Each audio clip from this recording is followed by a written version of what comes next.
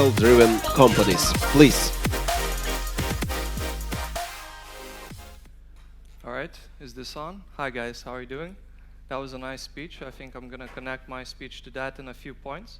But overall, yeah, I'm a strategist at Be&Do. My name is Rapolas Ručinskas. This started from the wrong way end. It's all right. All right, so we're going to start in a second. But today I'm going to talk about adaptive brands and basically how a startup can build a brand that that lasts long and that doesn't give in to changes and doesn't fail when you need to pivot and when you need to change.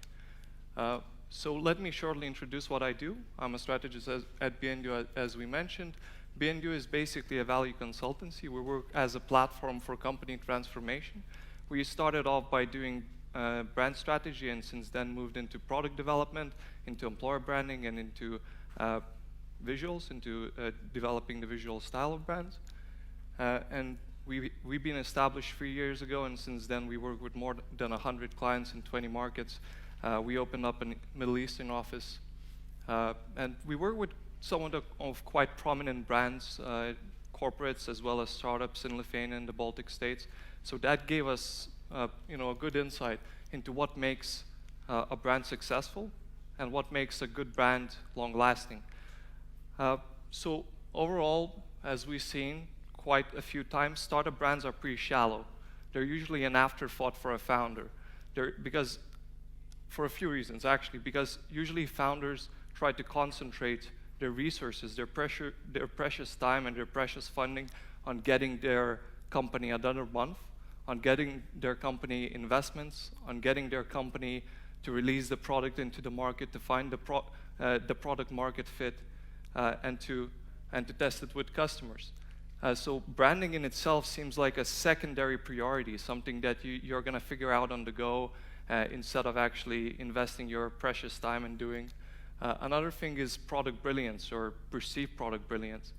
Many founders think that their product is so good, so superior to anything else on the market, that all they need to do is to get it out, get it to the customers, and customers are going to be charmed with it. And you won't need any branding because it's already going to be brilliant, right? And then there's product complexity. So again, many startups feel that their product has so many different values and so many different ways it could be used that it's very difficult to choose one and to concentrate on one use case, one value proposition. And it's just easier to wait it out, to give it to the customers, just introduce it to the market and see what value the customers will choose and how they will use it. And you're going to build your brand around that.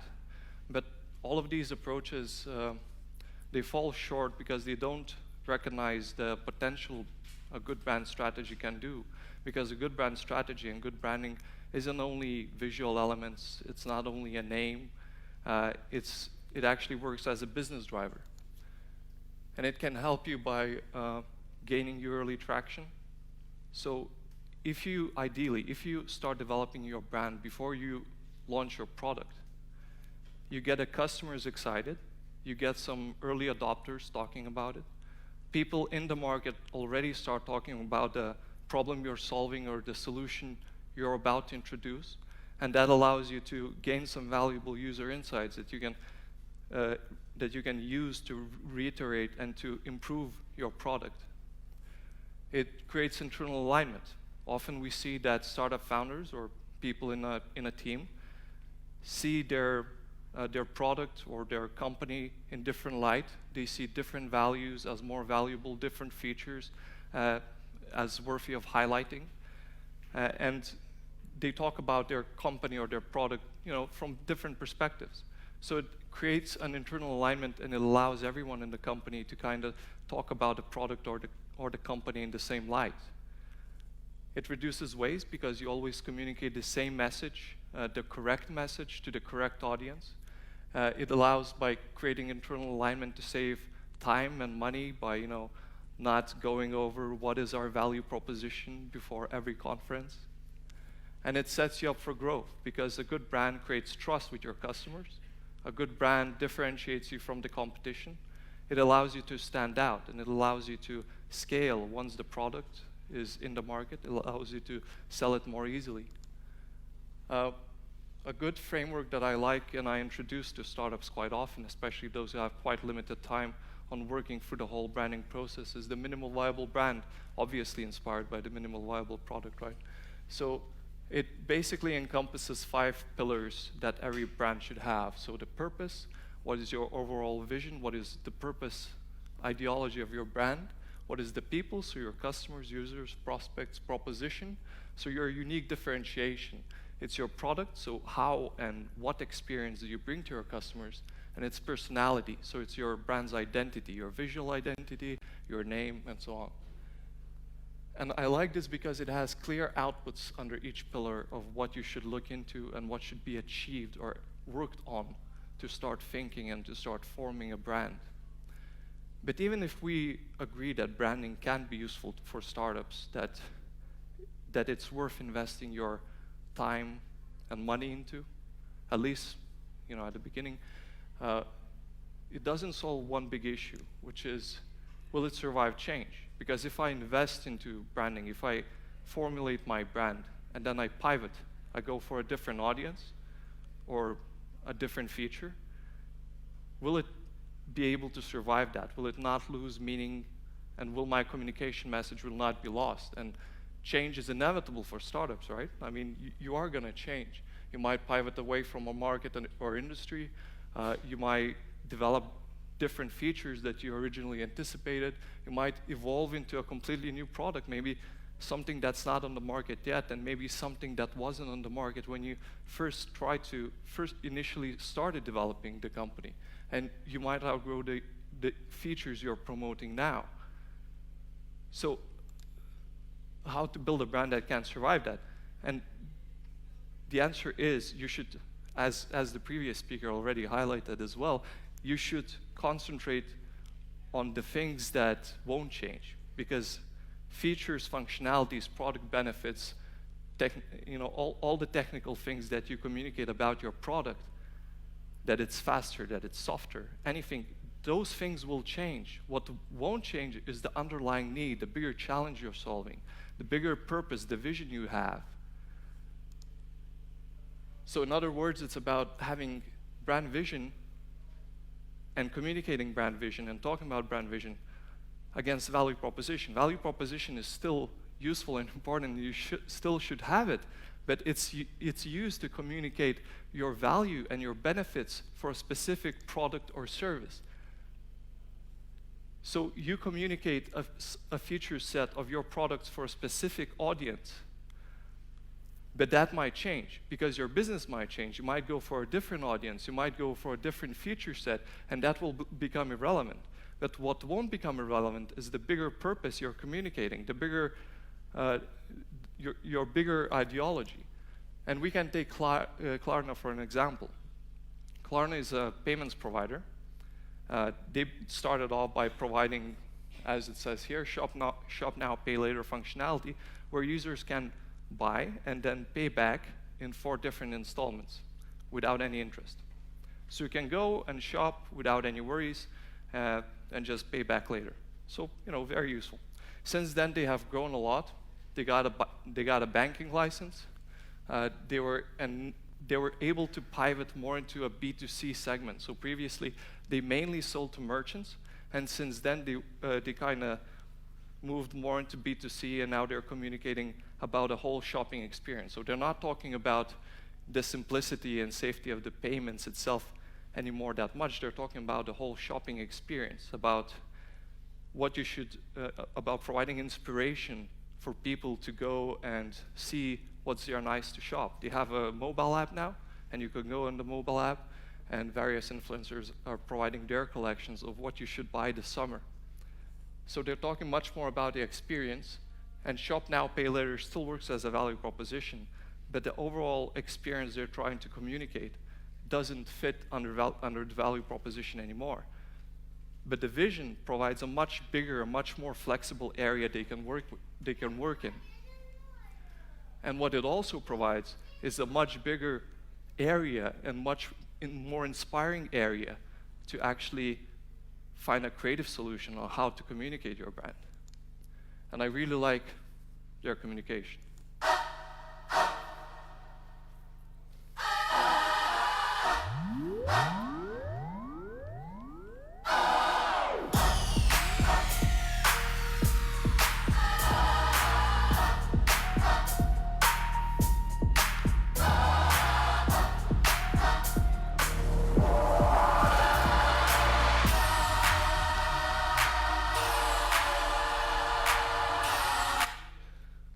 frictionless, right? I mean, it's so smooth. And all they talk about is frictionless payment, but it allows them to talk in such, in a much more varied way than you would be able to talk about pay now, buy now, pay later, which sounds very technical. Another good example is PayPal. They started from Palm Pilots, which were these Palm, computers that are outdated now, and then kind of pivoted away, moved into being the main payment solution for eBay users, and then into being, an e-commerce engine for payments. And for all of these pivots, for all of this evolution, what remained the same is they still remain a convenient and secure payment solution, even for all of these changes. You can look at Pinterest, which started off as an app to buy clothes online on your mobile phone. Then when that failed, they moved into being a social network where people could share pictures of their hobbies and collections of their hobbies. So what remained the same was enabling to build and share personal collections. And because in the app, you were able not only to buy clothes online, you were able to collect the clothes you would like to buy, you were able to send that collection to your friends, and they were able to build up on this vision when they moved forward to the social network platform. Another classical example is Netflix. So they moved from mail-order DVD service to downloadable films, to streaming films, to streaming services, and once they realized that TV channels can license their content to other streaming services as well, they moved to a production house. So it's not as much of a pivot as a constant evolution. But for all of this, they remained a global entertainment distribution service. They didn't log themselves in a category of what is entertainment? What kind of entertainment are we producing? Is it TV shows? Is it movies? They didn't log themselves in a, in a category of what we do with that entertainment. Like we distribute it. Doesn't matter what kind. Like it doesn't need to be only DVDs. Doesn't need to be streaming. We're using a variety of channels to do that. And what it allowed them to do, and what they still do, is to look at everything from a much more global perspective. So instead of saying that we compete with streaming services like HBO or Hulu, and instead of saying that we compete with DVD rental places like Blockbusters in the early days, they're saying that we're competing against everything that consumes that consumes and takes away our consumer screen time. And the three main competitors, as they say, is YouTube, sleep, and Fortnite. And finally, Casper. Casper is a wildly successful mattress company. What they did that differentiated them when they came into the market, they introduced a single mattress. When you compare this to other companies, other mattress companies that have an offering of hundreds of different mattresses, from very soft to very rough, from queen size to king size to double bed and so on. They came in and they said, we're going to introduce a single mattress, but it's going to be the best mattress in the world. And people believed it, and people bought the mattress. And even then, they didn't say that their vision is to sell the world's best mattress, because their vision was to sell sleep. They said that we're the world's largest end-to-end sleep company. And what that allowed them to do was to move away from mattresses and move into pillows and bed sheets and bed frames and bed lamps and sleep pods and journals about sleep, because they were able to own the area of sleep, and everything that is associated with sleep, they're able to operate in. And that's a very good example of not locking yourself into a single theme, a single topic or category, and thinking much more broadly. Oh, and beds for dogs.